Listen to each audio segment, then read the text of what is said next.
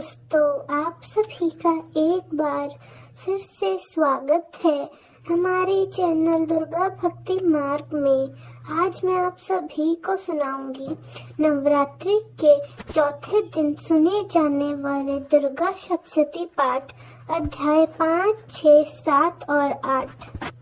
देवताओं द्वारा देवी की स्तुति। महर्षि मेधा ने कहा, पूर्व काल में शुंभ निशुंभ नामक असुरों ने अपने बल के मध्य से इंद्र का त्रिलोकी राज्य और यज्ञों के भाग छीन लिए और वे दोनों इस प्रकार सूर्य, चंद्रमा, धर्मराज और वरुण के अधिकार भी छीनकर स्वयं ही उनका उपयोग करने लगे। वायु और अग्नि का भी कार्य वे स्वयं करने लगे और इसके पश्चात उन्होंने जिन देवताओं का राज्य छीना था उनको भी अपने अपने स्थान से बाहर निकाल दिया। इस तरह से अधिकार छीने हुए तथा दैत्यों द्वारा निकाले हुए देवता अपराजिता देवी का स्मरण करने लगे कि देवी ने हमको वरदान दिया था कि मैं तुम्हारी संपूर्ण विपत्तियों का नाश करके तुम्हारी रक्षा करूंगी। ऐसा विचार कर सभी देवता हिमालय पर्वत पर गए और भगवती विष्णु माया की स्तुति करने लगे। देवताओं ने कहा कि देवी को नमस्कार, शिवा को नमस्कार है, प्रकृति और भद्रा को नमस्कार है। हम रुद्र, नित्या और गौरी को नमस्कार करते हैं। ज्योत्सना में चंद्र रूपिणी व सुख रूपा देवी को निरंतर नमस्कार है। शरणागत का कल्याण करने वाली वृद्धि और सिद्धि रूपा देवी को हम बारंबार नमस्कार करते हैं और नर राजाओं की लक्ष्मी तथा सर्वाणी को हम नमस्कार करते हैं। दुर्गा को दुर्ग स्थलों को पार करने वाली दुर्ग पार, सारा सर्वकायनी ख्याति तृष्णा और धूमा देवी को सदैव नमस्कार है। अत्यंत सौम्य तथा अत्यंत रौद्र रूपा को हम नमस्कार करते हैं। उन्हें हमारा बारंबार प्रणाम है। जगत की आधारभूत कृति देवी को बारंबार नमस्कार करते हैं। जिस देवी को प्राणी मात्र विष्णु माया कहते हैं उसको नमस्कार है, उसको नमस्कार है, उसको नमस्कार है। जो देवी संपूर्ण प्राणियों में चेतना कहलाती है उसको नमस्कार है, उसको नमस्कार है, उसको नमस्कार है। जो देवी प्राणियों में बुद्धि रूप से स्थित है उसको नमस्कार है, उसको नमस्कार है, उसको नमस्कार है। जो देवी सब प्राणियों में निद्रा रूप से विराजमान है उसको नमस्कार है, उसको नमस्कार है, उसको नमस्कार है। जो देवी संपूर्ण प्राणियों में शुद्ध रूप से विराजमान है उसको नमस्कार है, उसको नमस्कार है, उसको नमस्कार है। जो देवी संपूर्ण प्राणियों में छाया रूप से स्थित है उसको नमस्कार है, उसको नमस्कार है, उसको नमस्कार है। जो देवी सब प्राणियों में शक्ति रूप से स्थित है उसको नमस्कार है, उसको नमस्कार है, उसको नमस्कार है। जो देवी संपूर्ण प्राणियों में तृष्णा रूप से स्थित है उसको नमस्कार है, उसको नमस्कार है, उसको नमस्कार है। जो देवी सब प्राणियों में शांति रूप से स्थित है, जो देवी सब प्राणियों में जाति रूप से स्थित है, जो देवी सब प्राणियों में लज्जा रूप से स्थित है, जो देवी सब प्राणियों में शक्ति रूप से स्थित है, जो देवी सब प्राणियों में भक्ति रूप से स्थित है उसको बारंबार नमस्कार है, उसको नमस्कार है, उसको नमस्कार है।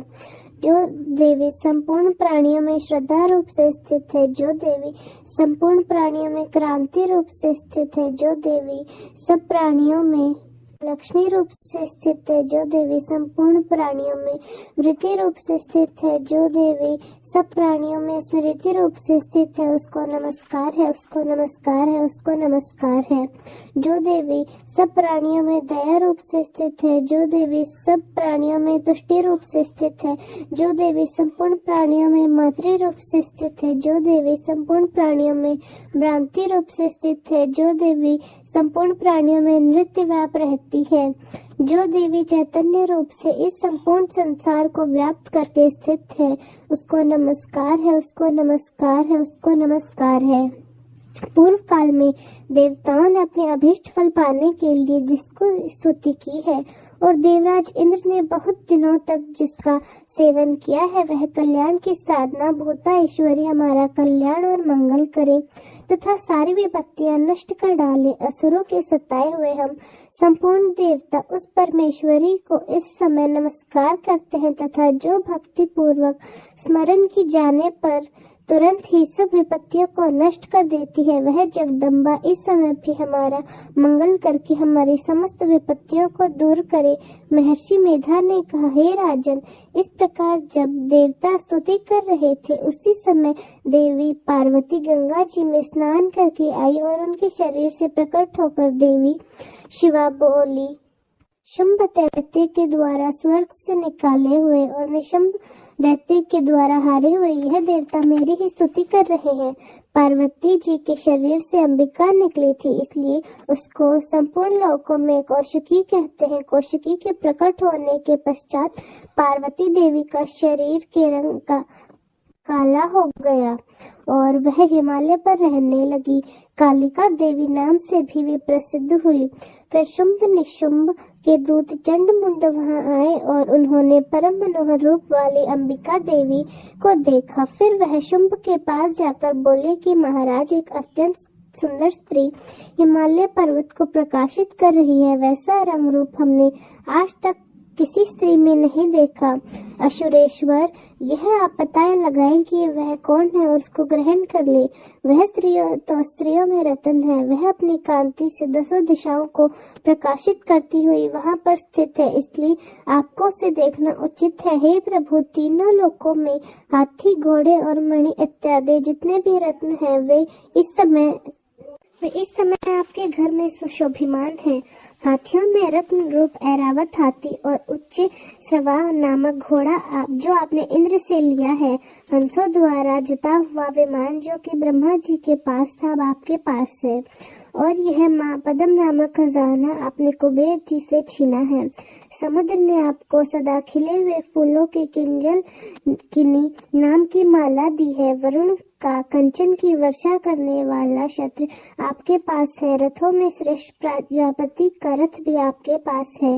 हे दंते दय मृत्यु के उत्का कीड़ा नामक शक्ति भी जो आपने छीन ली थी और वरुण के पास भी आपके भ्राता निशुंभ के पास है। और समुद्र में पैदा होने वाले सभी प्रकार के रत्न भी आपके भ्राता निशुंभ के अधिकार में है।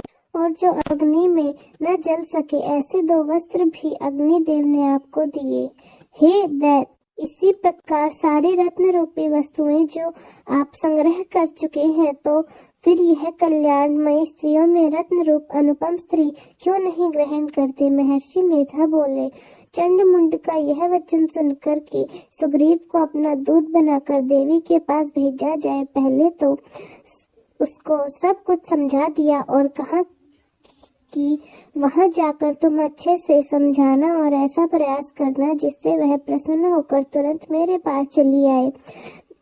भली प्रकार समझाकर कहना। दूत सुग्रीव पर्वत के उस रमणी भाग में जा पहुंचा जहां वह देवी रहती थी। दूत ने कहा, हे देवी, दैत्यों के राजा शुंभ जो इस समय तीनों लोकों के स्वामी है, मैं उनका दूत हूँ और यहाँ तुम्हारे पास आया हूँ। संपूर्ण देवता उसकी आज्ञा एक स्वर में भी मानते हैं। अब जो कुछ भी उनसे कहला भेजा है वह सुनो। उन्होंने कहा है, इस संपूर्ण त्रिलोक में कोई नहीं जो मुझे हरा सके। इस समय संपूर्ण त्रिलोक मेरे ही वश में है और संपूर्ण यज्ञों के भाग को पृथक पृथक मैं ही लेता हूँ और तीनों लोकों में जितने श्रेष्ठ रत्न हैं वह सब मेरे पास है। देवराज इंद्र का वाहन ऐरावत हाथी भी मेरे पास है जो मैंने उनसे छीन लिया है। उच्च श्रवा नामक घोड़ा जो क्षीर सागर मंथन से प्रकट हुआ था उसे देवताओं ने मुझे समर्पित किया है। सुंदरी, इसके अलावा और भी जो रत्न भूषण पदार्थ देवताओं के पास थे वे इस समय मेरे पास है। मैं तुम्हें संसार की स्त्रियों में रत्न मानता हूँ क्योंकि रत्नों का उपभोग करने वाला भी मैं ही हूँ। हे चंचल कटाक्ष वाली सुंदरी, अब ये तुझ पर छोड़ता हूँ कि तू मेरे या मेरे भाई महापराक्रमी निशुंभ की सेवा में जाए। अगर तू मुझे भरेगी तो मैं तुझे अतुल महान ऐश्वर्य की प्राप्ति होगी। इसलिए तू अपनी बुद्धि से यह विचार कर मेरे पास चली आ। महर्षि मेधा ने कहा, दूत के ऐसा कहने पर संपूर्ण जगत का कल्याण करने वाली भगवती दुर्गा मन ही मन मुस्कुराई और इस प्रकार कहने लगी, हे दूत, जो कुछ भी कह रहा है वह सत्य है क्या?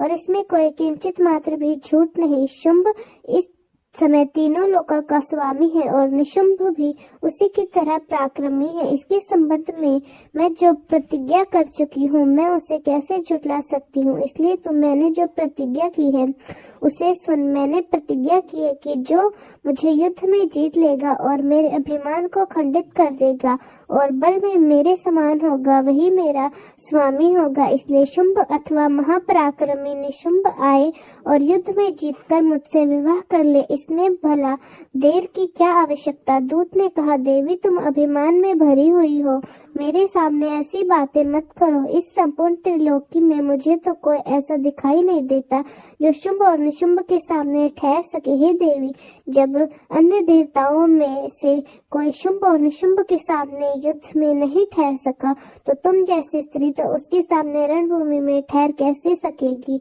जिन निशुंभ आदि असुरों के सामने इंद्र आदि देवता भी नहीं ठहर सकते तो फिर तुम अकेली स्त्री उनके सामने कैसे ठहर सकोगी? इसलिए तुम मेरा कहना मानकर उनके पास चली जाओ, नहीं तो तुम बाद में पछताओगी और जब वह तुम्हारे केश पकड़कर घसीटते हुए ले जाएंगे तो तुम्हारा सारा गौरव नष्ट हो जाएगा। इसलिए मेरी बात मान लो। दूत, तुमने जो कहा वो ठीक है। शुंभ और निशुंभ बड़े बलवान है, लेकिन मैं क्या कर सकती हूँ क्योंकि मैं तो बिना विचारे प्रतिज्ञा कर चुकी हूँ। इसलिए इस समय तुम जाओ और मैंने जो कहा है वह आदर पूर्वक तुम असुराज से कह दो। इसके बाद वह जैसा उचित समझे वैसा करे। श्री दुर्गा सप्तशती पाठ, छठा अध्याय। धूम्रलोचन वद महर्षि मेधा ने कहा कि देवी की बात सुनकर दूत क्रोध में भरा हुआ वहां से असुर राज के पास जा पहुंचा और सारा वृतांत उन्हें कह सुनाया। दूत की बात सुनकर असुर के क्रोध का पारावार नहीं रहा और उसने अपने अपने सेनापति धूम्रलोचन से कहा कि धूम्रलोचन, तुम अपनी सेना से शीघ्र वहां जाओ और उस दुष्टा के केश पकड़कर उसे घसीटते हुए यहाँ लाओ। अगर उसकी रक्षा के लिए कोई दूसरा खड़ा हो, चाहे वह देवता हो या यक्ष अथवा गंधर्व क्यों ही न हो, तुम उसे अवश्य ही मार डालना। महर्षि मेधा ने कहा, शुंभ के इस प्रकार आज्ञा देने पर धूम्रलोचन 60,000 राक्षसों की सेना के साथ वहां पहुंचा और देवी को ललकार कर कहने लगा, अरे तू अभी शुंभ निशुंभ के पास चल। अगर तू प्रसन्नता पूर्वक मेरे साथ नहीं चलेगी तो मैं तेरे केश को पकड़कर घसीटता हुआ तुझे वहां लेकर जाऊंगा। देवी बोली, असुरेंद्र का भेजा हुआ जैसा तेरा बलवान अगर बलपूर्वक मुझे ले जाए तो ऐसी दशा में मैं तुम्हारे और भी क्या कर सकती हूँ? महर्षि मेधा ने कहा। ऐसा कहने पर धूम्रलोचन उसकी ओर लपका, किंतु देवी ने उसे अपने हुंकार मात्र से ही भस्म कर डाला। यह देखकर असुर सेना कत होकर देवी की ओर बढ़ी, परंतु अंबिका पर उन तीखे बाणों शक्तियां तथा फरसों की वर्षा प्रारंभ कर दी। इतने में देवी का वाहन भी अपनी ग्रीवा के बालों को झटकता हुआ बड़ी भारी शब्द करता हुआ असुर सेना में कूद पड़ा। उसने कई असुर अपने पंजों से ही मार डाले, कई के जबड़े तोड़ दिए और कई को धरती पर पटक कर अपनी दाढ़ से घायल कर दिया और उन्हें घायल करके मार डाला। उसने कई असुरों को अपने नुकीले पंजों से फोड़ दिया और कई असुरों को तो केवल थप्पड़ मारकर सिर ही धड़ से अलग कर दिया। कई असुरों की भुजाएं और सिर तोड़ डाले और गर्दन के बालों को हिलाते हुए अपने कई असुरों को पकड़कर अपने हाथ में उनके पेड़ फाड़कर उनका रक्त भी पी डाला। इस प्रकार देवी के उस महाबलवान सिंह के क्षण भर में ही असुर सेना को समाप्त कर दिया। शुंभ ने जब यह सुना कि देवी ने धूम्रलोचन असुर को मार डाला और उसके सिंह ने सारी सेना का संहार कर दिया, तब वह बड़ा क्रोधित हुआ। उसके क्रोध के मारे चंड तथा मुंड नामक महासुरों को आज्ञा दी कि चंड और मुंड, तुम अपने साथ एक बड़ी सेना लेकर वहां जाओ और उस देवी के बाल पकड़कर उसे बांधकर तुरंत यहाँ ले आओ। अगर उसको यहाँ लाने में किसी प्रकार का संदेह हो तो अपनी सेना सहित उससे लड़ते हुए उसे मार डालो, और जब वह दुष्टा और उसका सिंह दोनों मर जाए तब उसको बांधकर यहाँ ले आना। श्री दुर्गा सप्तशती पाठ अध्याय 7। चंड और मुंड का वध। महर्षि मेधा ने कहा, दैत्यराज की आज्ञा पाकर चंड और मुंड चतुरंगी सेना के साथ वहां पहुंचे और देवी से लड़ने के लिए चल दिए। हिमालय पर्वत पर पहुंचकर उन्होंने देवी को मुस्कुराते हुए देखा, जो सिंह पर बैठी हुई थी। जब असुरों ने उनको पकड़ने के लिए तलवार निकाली और उनकी ओर बढ़े, तब अंबिका को उन पर क्रोध आया और मारे क्रोध के उनका मुख काला पड़ गया, उनकी भुखरेटी चढ़ गई और उनके ललाट में से अत्यंत भयंकर तथा अत्यंत विस्तृत मुख वाली लाल आंखों वाली काली प्रकट हो गई, जो कि अपने हाथों में तलवार और पाश लिए हुए थी। वह विचित्र खड़ग धारण किए हुए थी और तथा चित्ते और चर्म और साड़ी तथा नरमुंड की माला पहने हुए थी। उनका मांस सूखा था और शरीर केवल हड्डियों का ढांचा था, जो भयंकर शब्द से दिशाओं को पूर्ण कर रही थी। वह असुर सेना पर टूट पड़ी और त्यों का भक्षण करने लगी।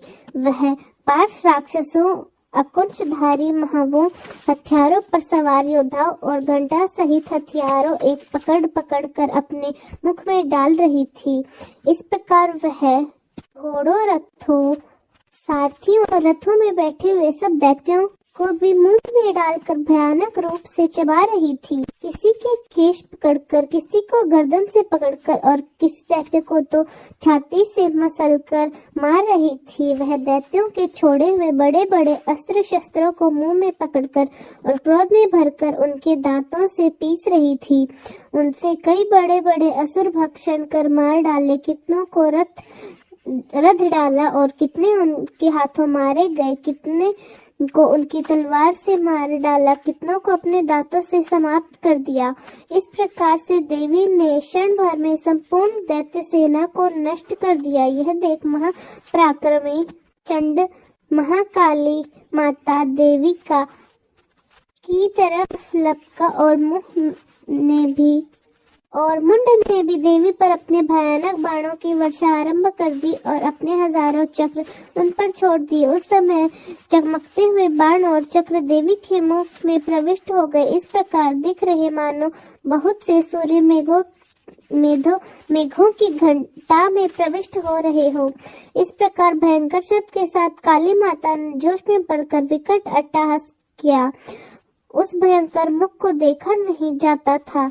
उसके मुख में श्वेत दांतों की पंक्ति चमक रही थी। फिर उनसे तलवार हाथ में लेकर हुंकारे कर चंड के ऊपर आक्रमण कर दिया और उसके केश पकड़कर उसका सर काटकर अलग कर दिया। चंड को मरा हुआ देखकर मुंड देवी की ओर लपका, परंतु देवी ने क्रोध में भरकर उसे भी अपनी तलवार से यमलोक पहुंचा दिया। चंड और मुंड को मरा हुआ देखकर उनकी बाकी बची हुई सेना वहां से भाग खड़ी हुई। उसके बाद काली चंड और मुंड के कटे हुए सिरों को लेकर चंडिका के पास गई और प्रचंड अट्टहास के साथ कहने लगी, हे देवी, चंड और मुंड दो महादैत्यों को मारकर मैंने तुम्हारी भेंट कर दी।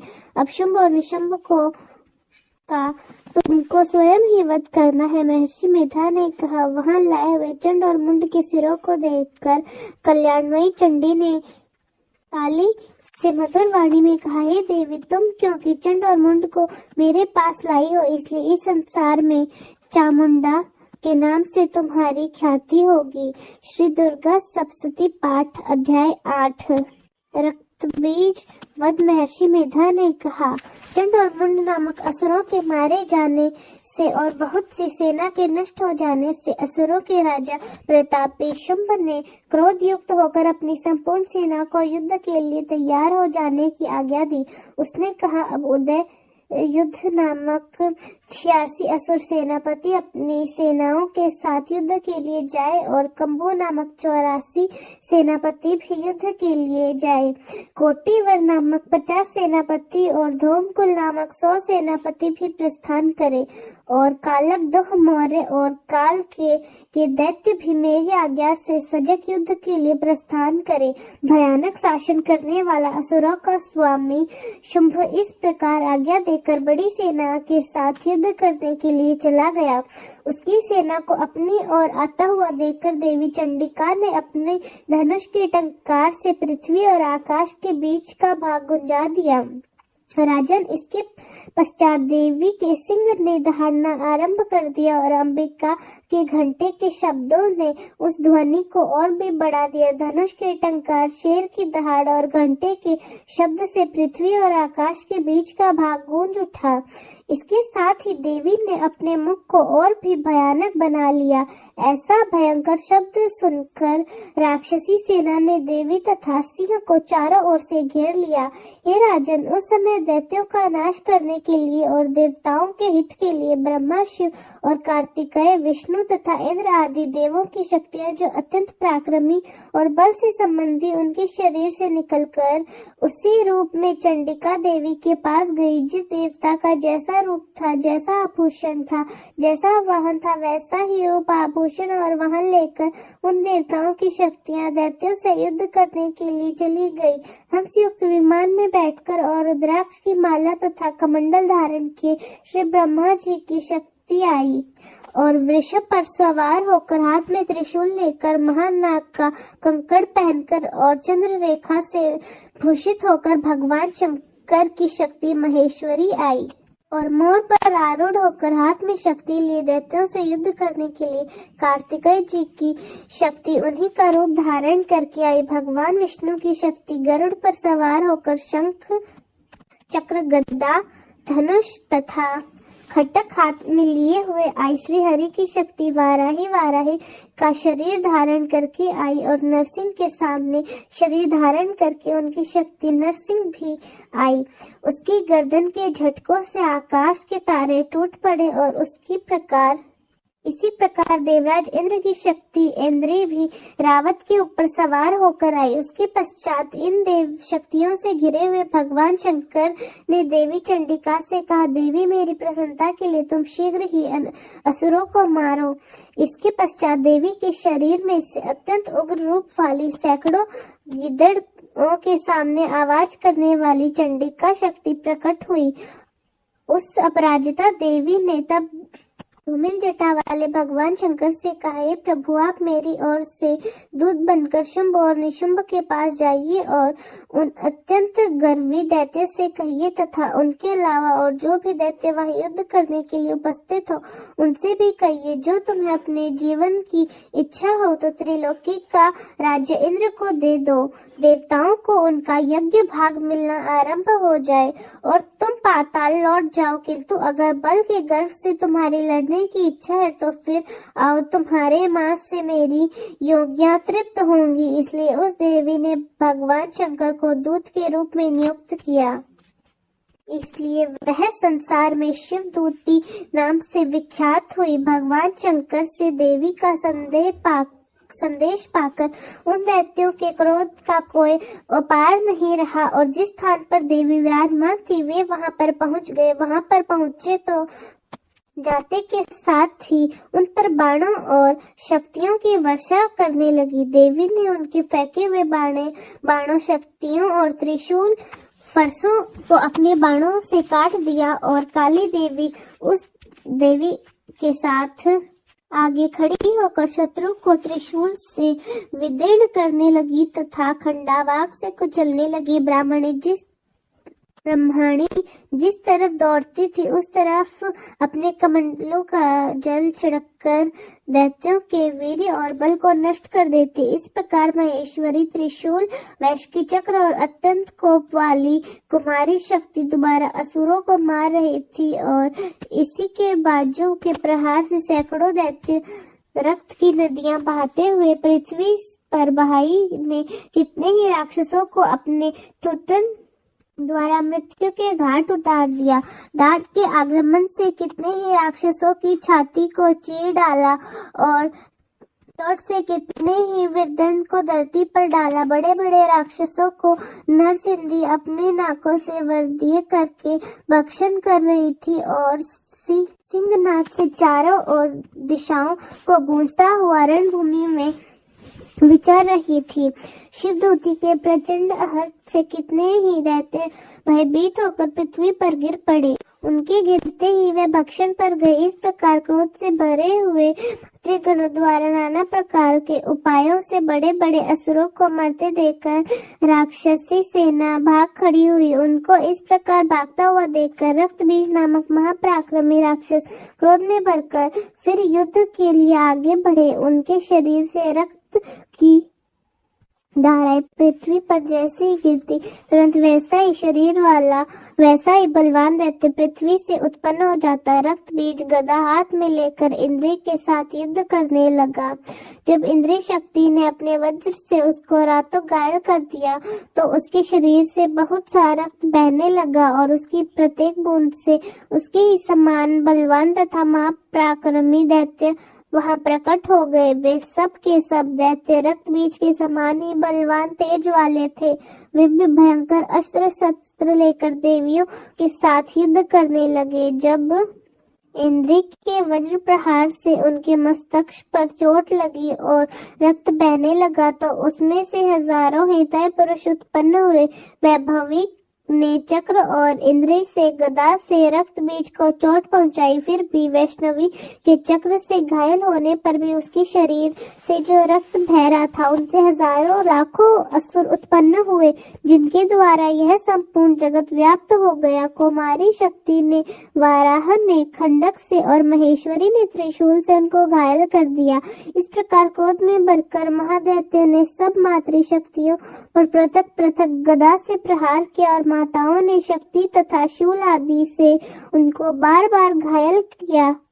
उससे सैकड़ों महादैत्य उत्पन्न हो गए।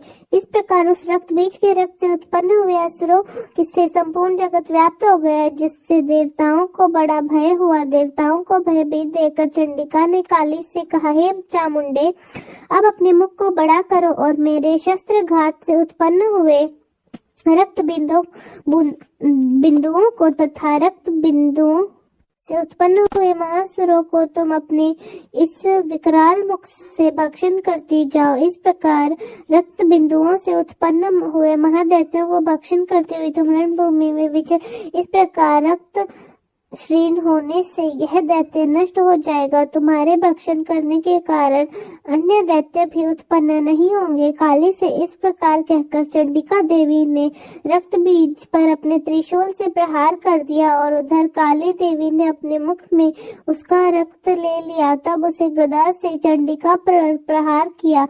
प्रहार से चंडिका को तनिक भी कष्ट नहीं हुआ, किंतु वह रक्त बीज के शरीर से बहुत सा रक्त बहने लगा। लेकिन उसके गिरने के साथ ही काली देवी ने उसको अपने मुख में ले लिया। काली के मुख में उस रक्त से जो असुर उत्पन्न हुए उसको तत्काल ही भक्षण कर लिया और रक्त को पीती गई। फिर देवी ने रक्त बीज को, जिसकी रक्त काली ने पिया था, चंडिका ने उस दैत्य को वज्र प्राण खंडित कर रिष्ट इत्यादि को मार डाला। हे राजन, अनेक प्रकार के शस्त्रों से मारा हुआ और खून से वंचित वह महादैत्य रक्त बीज अब पृथ्वी पर गिर पड़ा। हे राजन, उसके गिरने से देवता अत्यंत प्रसन्न हुए और माताएं उन असुरों का रक्त पीने लगी और उनके रक्त पीने के बाद प्रसन्न होकर नृत्य करने लगे। जय माता दी। आज का अध्याय समाप्त। दोस्तों, कैसी लगी आपको हमारी आज की कहानी? कमेंट्स में जरूर बताएं। धन्यवाद।